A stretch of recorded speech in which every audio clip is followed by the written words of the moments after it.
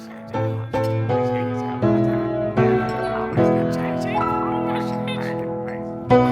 birthday to you. Happy birthday to you. Happy birthday.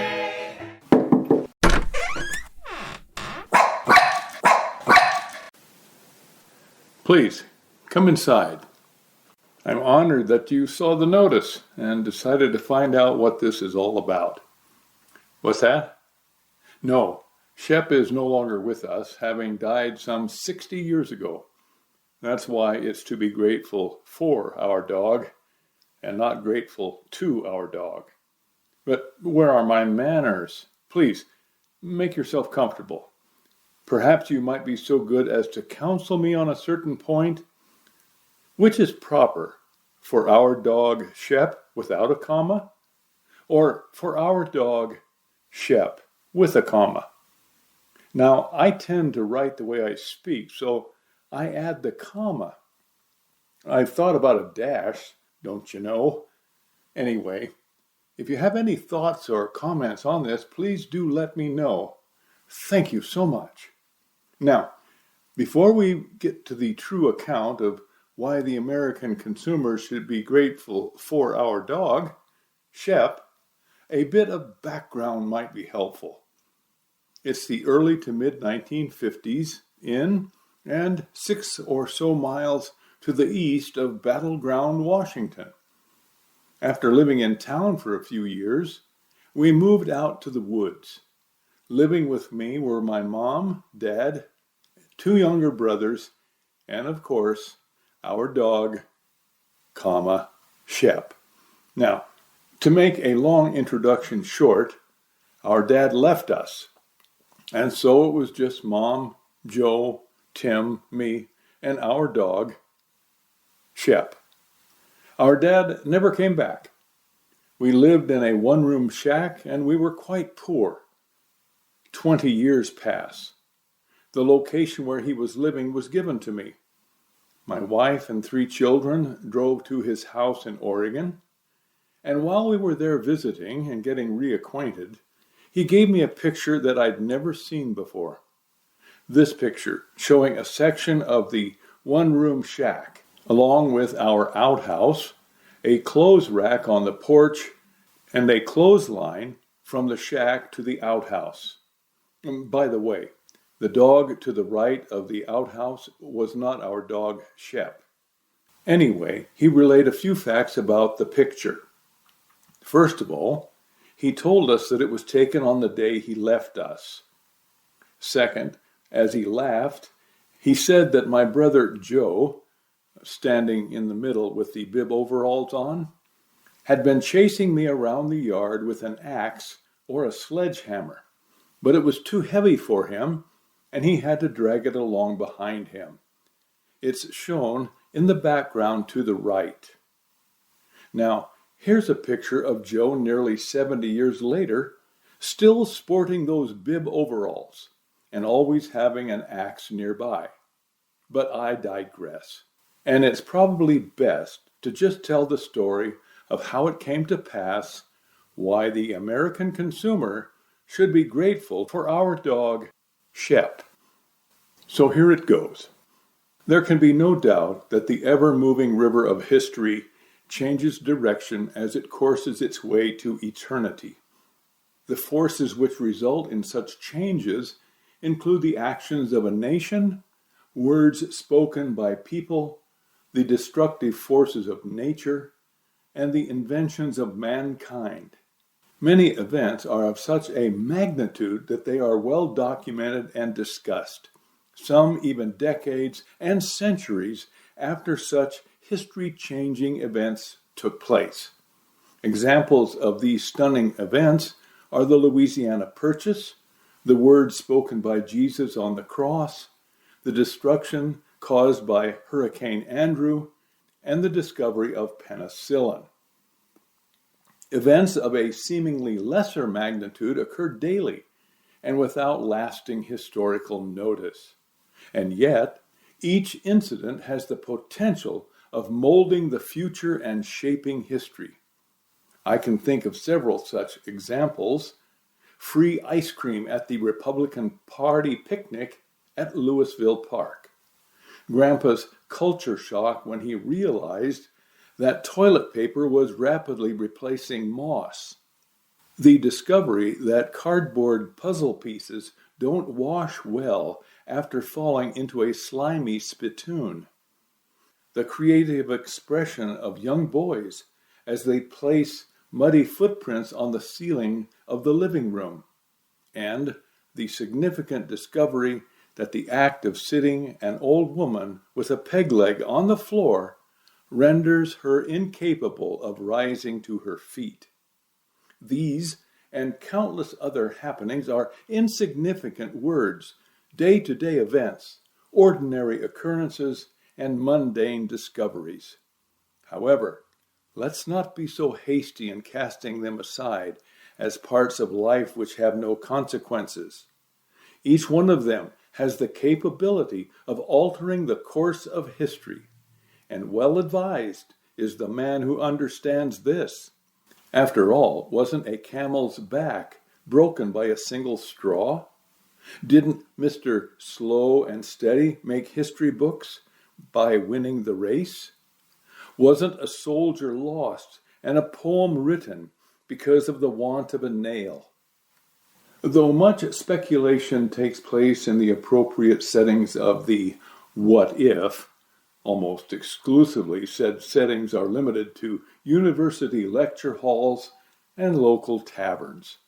It is seldom that the what if can be known to any degree of certainty.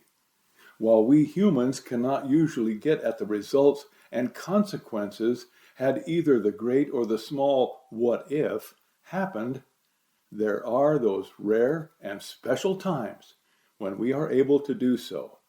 This brief recording addresses one such historical account. Now, the author concedes that the words are placed upon paper for several particular reasons. The desire to come up with a different Christmas present for my unique mother was foremost. After all, what does one get a mother who has a little bit of everything and a whole bunch of baseball cards?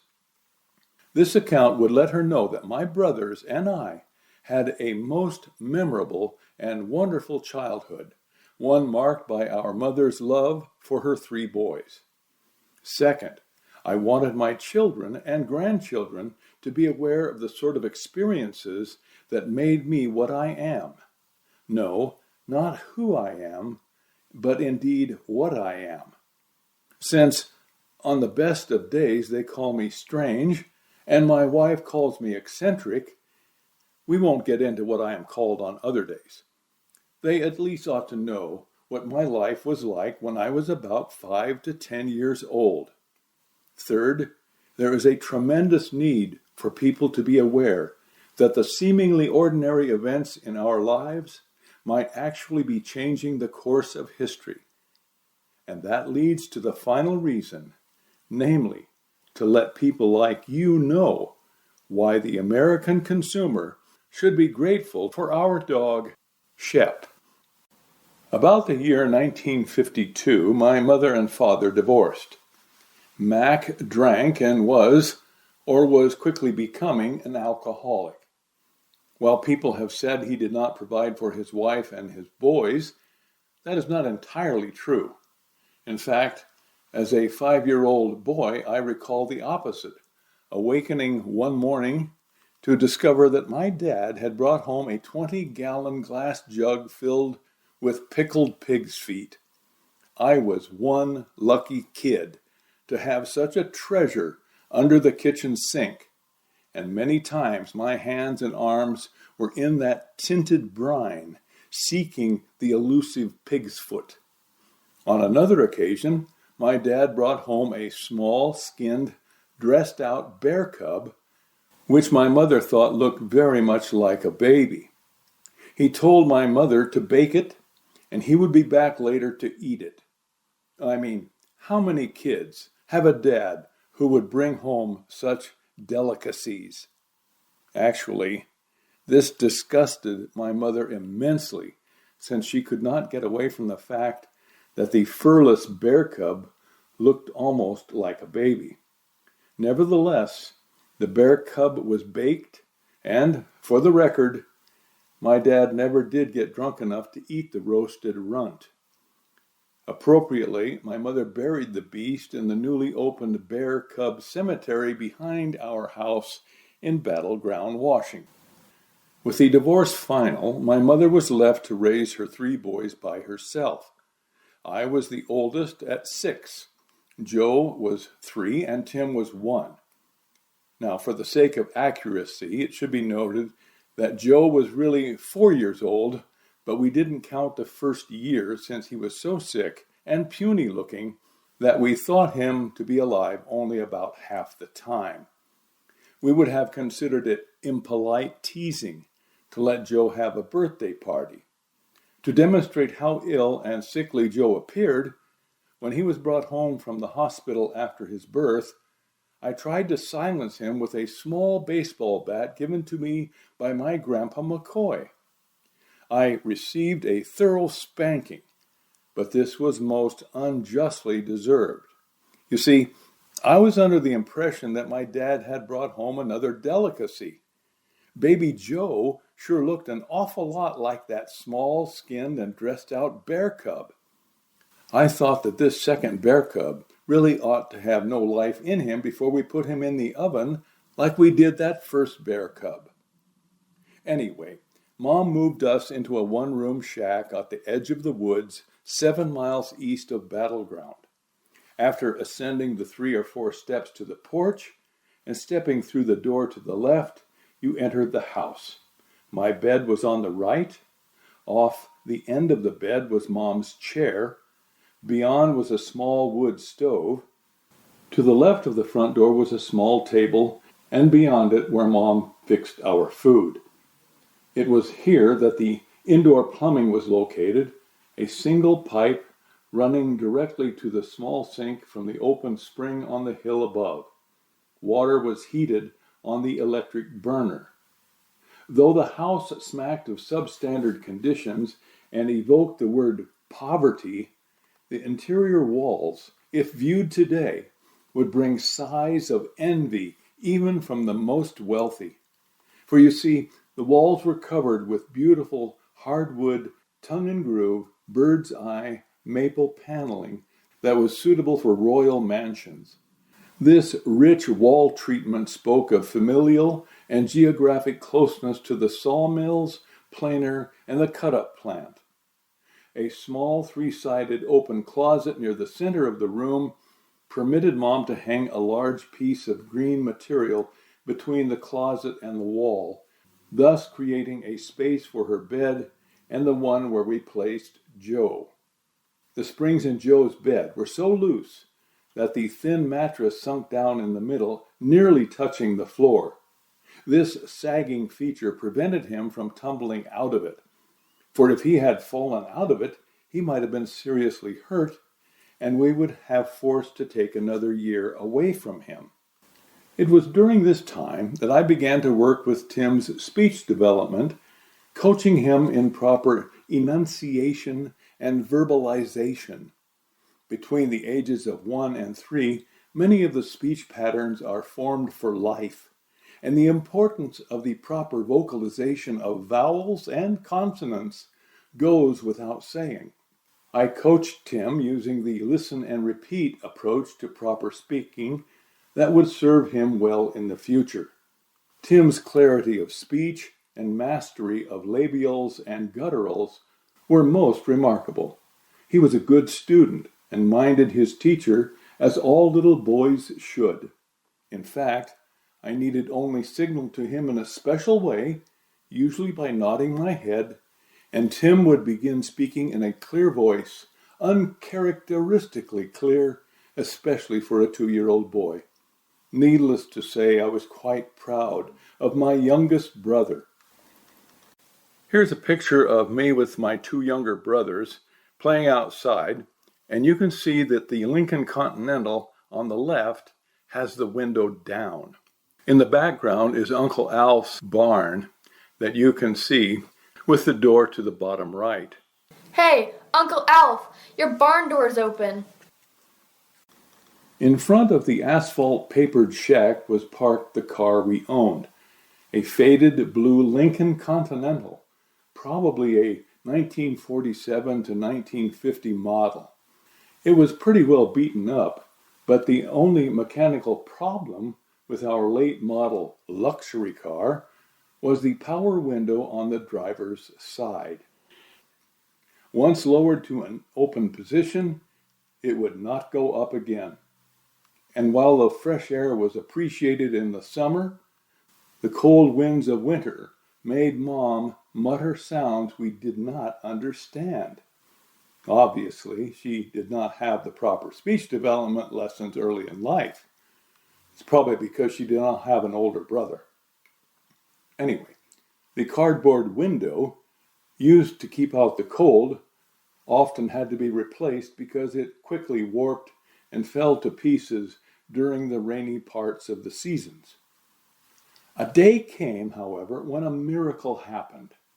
While playing in the car, one of us pushed the upside of the power window button. A short, lurching sound was heard, and the very top of the window became visible. It had budged just high enough above the door to be able to grab it. Aided by fingers and hands both inside and out, the window was able to be closed. What a day! Mom was elated to have the window up on her side of the car. You should have seen our mom smile at us. Even though it was a hot summer day, she was most happy to have that window up and closed. The rejoicing of the family was tempered by Mom's stern admonition never to touch the power window button again. With her eyes riveted on me, we were told never, ever, forever and ever, touch that button again. With sober faces and wide eyes, we listened to Mom and nodded our heads in the affirmative. She was repeatedly assured that we would never, ever, forever and ever touch that awful button. About a day later, my brothers and I were in the car waiting for Mom to return from some errand in the store. I think it was Sheldon's meat market. Anyway, a great debate arose within that parentless car about whether or not the power window would close again if the downside of the dreaded button were pushed. Somehow, during these hypothesizing and discussions, when confusion reigned, the seductive button was pushed. The driver's side power window obeyed as the top of the window glass disappeared into the door. Silent panic broke out in the luxurious Lincoln. Immediately, I pushed the upside of the dreaded button, knowing that no chance existed of the window returning to its closed position.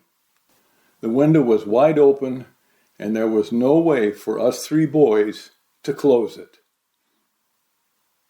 As Mom approached the car, we remained silent.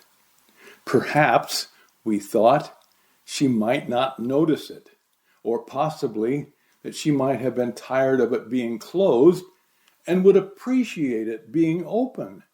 Maybe, just maybe, since it was summertime, she would be thankful to us for getting a little fresh air in the car.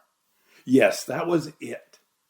Our Mom would rejoice so greatly in our wise pushing of the dreaded button that she would immediately go back into the store and ask Sheldon Onsdorf for some of the best candy he had. Oh, what a day! Rejoice, Joe and Tim.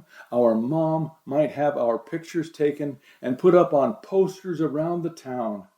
Smile at her, little brothers, for we might even be able to ride in the town's float as heroes with a sign that read, Wow, those McCoy boys really love their mother. As Mom came around the front of the car and to the windowless door, we sat quietly inside, with visions of sugar plums dancing in our heads and innocent, angelic smiles on our faces.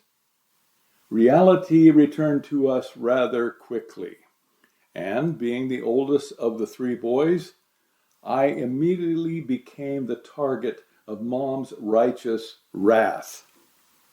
Timing became crucial. I had to wait until she had stopped for a moment when she would be drawing a new breath, and before she could let loose with her continued verbal fury. I would have only one chance at this, and I had to make it count. That day my timing was nearly perfect. My opportunity came, and I nodded my head to Tim. In a clear voice, with enunciation that would make any speech therapist proud, Tim rewarded all of my long hours of work with him.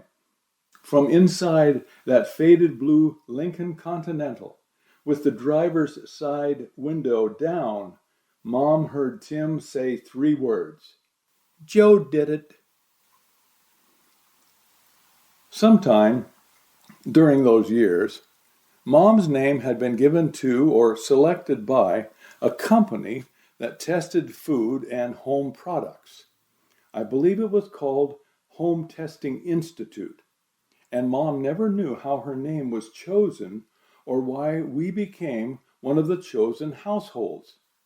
I have always assumed it was because we were just one of America's typical, normal, representative families. Anyway, from time to time, we would receive packages with food, household items, and personal products for us to test. When foods were to be tested, we prepared, consumed, and evaluated them. Sometimes the Institute sent 2 items for comparison. For example, 2 tins of canned meat. Canned meats in tins marked only A and B were to be prepared, eaten, and evaluated. The evaluations were to be done both during and after the meal. As a result, Mom would fix 1 can, and as we ate it, asked us the questions on the test sheet. The questions typically asked about texture, saltiness, ease of preparation, flavor, and aftertaste. At other times, new products were tested for possible introduction into the marketplace and retail sales. I remember once that Mom received some jewelry to be tested. The Institute received the helpful comments and evaluations that my brothers and I offered regarding the jewelry's attractiveness, settings, and color coordination. The Institute received such comments from us as cool, yuck, neat, ick, spiffy. On an ordinary day, so uneventful that it remains unknown, a package arrived from the Institute with 2 new products to be tested. One was a shiny tin of canned French-cut green beans, and the other was an equally shiny container of canned crepe Suzettes. Now, despite the late model Lincoln Continental and the 3/4-inch hardwood tongue and groove paneling, we had no idea what a Suzette was. We knew what green beans were and called them string beans, but we had no idea what the Suzettes were in that can. While we had never heard of Frenching a string bean, it was obvious that it had something to do with the cutting of the bean.